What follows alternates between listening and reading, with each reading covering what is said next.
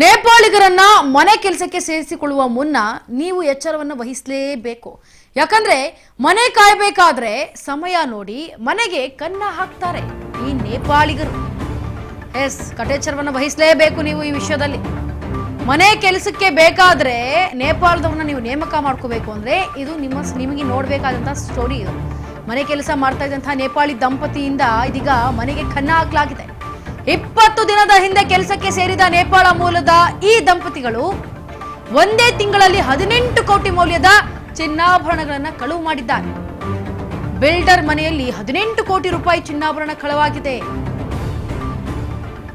ಯಮಲೂರಿನ builder Shivakumar ಮನೆಯಲ್ಲಿ ಕಳ್ಳತನವಾಗಿದೆ. ದಿನೇಶ್ ಮತ್ತು ಕಮಲಾ ಎಂಬ ದಂಪತಿಗಳಿಂದ ಕೃತ್ಯವೆಸಗಲಾಗಿದೆ. 20 ದಿನದ ಹಿಂದೆ ಅಷ್ಟೇ ಮನೆ ಕೆಲಸಕ್ಕೆ ಸೇರ್ಕೊಂಡಿದ್ರು ಇವರು. ನೇಪಾಳಿಗರನ್ನ ಮನೆ ಕೆಲಸಕ್ಕೆ ಸೇರಿಸ್ಕೊಳ್ಳೋ ಮುನ್ನ ನೀವು ಎಚ್ಚರವನ್ನು ವಹಿಸಬೇಕು. ಯಾಕಂತಂದ್ರೆ ಎಷ್ಟೋ ಜನ ನಾವು ಯಾವುದೇ ಸುದ್ದಿಯನ್ನ ನೋಡ್ತಾ ಇದ್ರು ನೀವು ಗಮನಿಸಬಹುದು, ಬಹುಮುಖ್ಯವಾಗಿ ಹೊರ ರಾಜ್ಯದಿಂದ ಬಂದವರೇ ಈ ತರ ಕೃತ್ಯಗಳನ್ನ ಬೆಸ್ಕೋದು. ಇವರಿಂದ ಬೇರೆಯವ್ರಿಗೂ ಕೂಡ ಕೆಲಸ ಸಿಗೋದಿಲ್ಲ. ಈಗ ಮನೆ ಕೆಲಸಕ್ಕೂ ಕೂಡ ಈ ರೀತಿ ಮಾಡಿದಾಗ ಜನ ಯೋಚನೆ ಮಾಡ್ತಾರೆ ಯಾವ ರೀತಿ ಮನೆ ಕೆಲಸಕ್ಕೆ ಕರೆಯೋದಪ್ಪ ಅಂತ. ಮನೆ ಕಾಯ್ಬೇಕಾದವರೇ ನೋಡಿ ಸಮಯವನ್ನ ನೋಡಿ ಮನೆಗೆ ಕನ್ನ ಹಾಕಿದ್ದಾರೆ. ಮನೆ ಕೆಲಸ ಮಾಡ್ತಾ ಇದ್ದಂತಹ ಈ ನೇಪಾಳಿ ದಂಪತಿಗಳು ಮನೆ ಕನ್ನವನ್ನ ಹಾಕಿರೋದು 20 ದಿನದ ಹಿಂದೆ ಅಷ್ಟೇ ಕೆಲ್ಸಕ್ಕೆ ಸೇರಿದ್ರು. ನೇಪಾಳ ಮೂಲದ ದಂಪತಿಗಳು ಒಂದೇ ತಿಂಗಳಲ್ಲಿ ಬರೋಬ್ಬರಿ ಅಂದ್ರೂ ಕೂಡ 18 ಕೋಟಿ ಮೌಲ್ಯದ ಚಿನ್ನಾಭರಣವನ್ನ ಕಳುವು ಮಾಡಿದ್ದಾರೆ. ಅದು ಕೂಡ ಬಿಲ್ಡರ್ ಮನೆಯಲ್ಲಿ 18 ಕೋಟಿ ರೂಪಾಯಿ ಚಿನ್ನಾಭರಣ ಕಳುವು ಮಾಡಿದ್ದಾರೆ. ಯಮಲೂರಿನ ಬಿಲ್ಡರ್ ಶಿವಕುಮಾರ್ ಮನೆಯಲ್ಲಿ ಕಳ್ಳತನ ಆಗಿದೆ. ದಿನೇಶ್ ಮತ್ತು ಕಮಲಾ ಎಂಬ ನೇಪಾಳಿ ದಂಪತಿಗರು ಇವರು 20 ದಿನದ ಹಿಂದೆ ಅಷ್ಟೇ ಮನೆ ಕೆಲಸಕ್ಕೆ ಸೇರ್ಕೊಂಡಿದ್ರು. ಜನವರಿ 25ರಂದು ಮನೆಯಲ್ಲಿ ಯಾರೂ ಇರಲಿಲ್ಲ. ಆ ವೇಳೆ ಕಳ್ಳತನ ಮಾಡಿದ್ದಾರೆ. ನೆಲ ಮಹಡಿ ಆಗಿರ್ಬೋದು, ಮೊದಲನೇ ಮಹಡಿ, ಬೆಡ್ರೂಮ್, ಲಾಕರ್ ಮುರಿದು ಎಲ್ಲವನ್ನ ದೋಚ್ಕೊಂಡು 11.5 kg ಇರುವಂತಹ ಚಿನ್ನ, ವಜ್ರ, ಬೆಳ್ಳಿ. ಅದ್ರ ಬಗ್ಗೆ ಮತ್ತಷ್ಟು ಡೀಟೇಲ್ಸ್ ಅನ್ನ ಕೊಡೋದಕ್ಕೆ ನಮ್ಮ ಜೊತೆ ಲೈವ್ ನಲ್ಲಿ ಜಾಯ್ನ್ ಆಗ್ತಾ ಇದ್ದಾರೆ ನಮ್ಮ ಪ್ರತಿನಿಧಿ ಶಿವು. ಶಿವು, ಇದೀಗ ನೇಪಾಳಿಗರು ಹೊರ ರಾಜ್ಯದಿಂದ ಬಂದು ಈಗ ಇಲ್ಲಿ ಕನ್ನ ಹಾಕಿರೋದಲ್ಲದೆ ಎಷ್ಟೋ ಜನಕ್ಕೆ ಕೆಲಸ ಇನ್ನೂ ಕೂಡ ಸಿಗೋದೇ ಇಲ್ಲ. ಯಾಕಂದ್ರೆ ಇಂಥವ್ರು ಇರೋದ್ರಿಂದಾನೇ ಬೇರೆಯವ್ರಿಗೂ ಕೆಲಸ ಸಿಗೋದಿಲ್ಲ. ಇದ್ರ ಬಗ್ಗೆ ಮತ್ತಷ್ಟು ಅಪ್ಡೇಟ್ಸ್ ಕೊಡೋದಾದ್ರೆ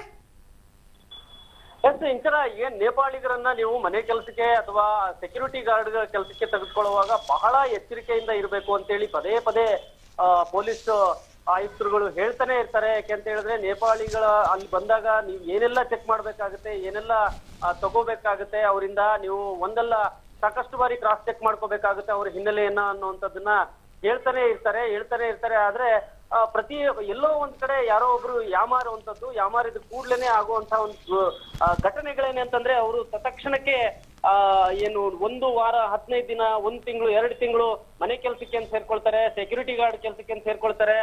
ಅಲ್ಲಿ ನಂತರದಲ್ಲಿ ಅವರು ಕೈ ಚಳಕವನ್ನ ತೋರಿಸುವಂಥದ್ದು ಈ ತರ ಘಟನೆಗಳು ವಿಪರೀತ ಬೆಂಗಳೂರಿನಲ್ಲಿ ಸಾಕಷ್ಟು ಬಾರಿ ಆಗಿದಾವೆ. ಮನೆ ಕೆಲಸಕ್ಕೆ ಅಂತ ಸೇರ್ಕೊಂಡು ವಿಜಯನಗರದಲ್ಲೂ ಕೂಡ ಅಲ್ಲಿ 14 ಕೋಟಿಯಷ್ಟು ಹಣ ದೋಚ್ಕೊಂಡು ಹೋಗಿದ್ದಂಥದ್ದು. ಇದೀಗ ಯಮಲೂರಿನಲ್ಲಿ ಒಬ್ಬ ಬಿಲ್ಡರ್ ಶಿವಕುಮಾರ್ ಬಿಲ್ಡರ್ ಅನ್ನೋರ್ ಮನೆಯಲ್ಲಿ 20 ದಿನಗಳ ಹಿಂದೆ ಅಷ್ಟೇ ಒಂದು ನೇಪಾಳಿ ದಂಪತಿ ಮನೆ ಕೆಲಸಕ್ಕೆ ಅಂತ ಸೇರ್ಕೊಂಡು ಅಲ್ಲಿ ಕೆಲಸ ಮಾಡ್ಕೊಂಡಿರ್ತಾರೆ. ಕೆಲಸ ಮಾಡ್ಕೊಂಡು ನಂತರದಲ್ಲಿ ದೊಡ್ಡ ಮಟ್ಟದ ಸ್ಕೆಚ್ ಹಾಕ್ತಾರೆ.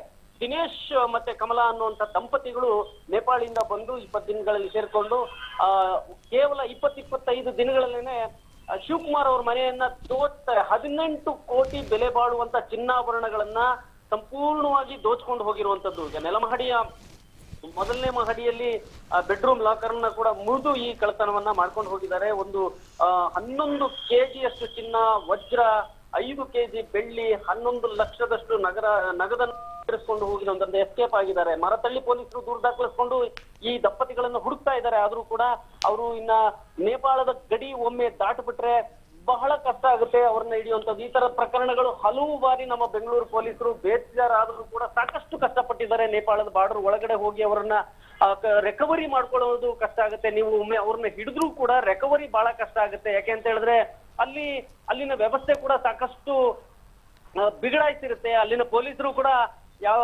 ಅಷ್ಟೊಂದು ಸಹಕಾರ ಕೊಡೋದಿಲ್ಲ. ದೊಡ್ಡ ಮಟ್ಟದ ಪೊಲೀಸರಿಂದ ಹೇಳಿಸಿ ಅಲ್ಲಿ ಅನಂತರ ಎಲ್ಲಿ ಅಲ್ಪ ಸ್ವಲ್ಪ ಮಾತ್ರ ರಿಕವರಿ ಮಾಡ್ಕೊಂಡು ಬರೋಕ್ಕಾಗುತ್ತೆ. ಹಾಗಾಗಿ ಈಗ ನೇಪಾಳದ ವ್ಯಕ್ತಿಗಳನ್ನ ಕೆಲಸಕ್ಕೆ ಇಟ್ಕೊಳ್ಳುವಾಗ ಪೂರ್ವಾಪರವನ್ನ ಬಹಳಷ್ಟು ವಿಚಾರಿಸಬೇಕಾಗುತ್ತೆ. ಇಲ್ಲ ಅಂತ ಹೇಳಿದ್ರೆ ಈ ರೀತಿಯ ದುರ್ಘಟನೆಗಳಾಗುತ್ತೆ. ಅವರು ಮನೆ ಕೆಲಸಕ್ಕೆ ಅಂತ ಬಂದು, ಸೆಕ್ಯೂರಿಟಿ ಗಾರ್ಡ್ ಕೆಲಸಕ್ಕೆ ಅಂತ ಬಂದು, ಅಥವಾ ಫ್ಯಾಕ್ಟರಿಗಳಲ್ಲಿ ಕೆಲಸಕ್ಕೆ ಬಂದಾಗ ಬಹಳಷ್ಟು ತಿಂಗಳುಗಳ ಕಾಲ ಸ್ಕೆಚ್ ಹಾಕಿ ಒಮ್ಮೆ ದೋಚ್ಕೊಂಡು ಹೋಗ್ಬಿಡ್ತಾರೆ. ಸಣ್ಣ ಪುಟ್ಟ ಯಾವುದಕ್ಕೂ ಕೂಡ ಇವರು ತಲೆ ಹಾಕೋದಿಲ್ಲ. ಆದ್ರೆ ದೊಡ್ಡ ದೊಡ್ಡ ಮಟ್ಟದ ಒಂದು ಕಳ್ಳತನಗಳನ್ನೇ ಮಾಡ್ಕೊಂಡು ಹೋಗುವಂತದ್ದು ಈಗಾಗಲೇ ಸಾಕಷ್ಟು ಈ ತರದೊಂದು ಪ್ರಕರಣಗಳನ್ನು ಹಿಡಿದಿದ್ದಾವೆ. ಕೆಲವೊಂದನ್ನ ಹಿಡಿದಿದ್ದಾರೆ, ಕೆಲವೊಂದನ್ನ ರಿಕವರಿ, ಸಣ್ಣ ಪ್ರಮಾಣದ ರಿಕವರಿ ಆಗಿದೆ.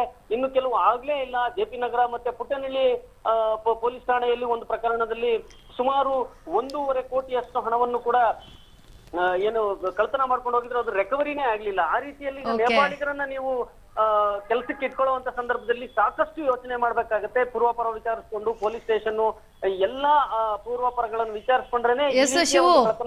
ಶಿವು ಖಂಡಿತವಾಗ್ಲೂ ಇದ್ರ ಬಗ್ಗೆ ಯೋಚನೆ ಮಾಡ್ಬೇಕಾಗತ್ತೆ. ಶಿವು ಖಂಡಿತವಾಗ್ಲೂ ಇದ್ರ ಬಗ್ಗೆ ಯೋಚನೆ ಮಾಡ್ಬೇಕಾಗತ್ತೆ. And thank you so much ನಿಮ್ಮೆಲ್ಲ ಡೀಟೇಲ್ಸ್ಗಾಗಿ. Thank you.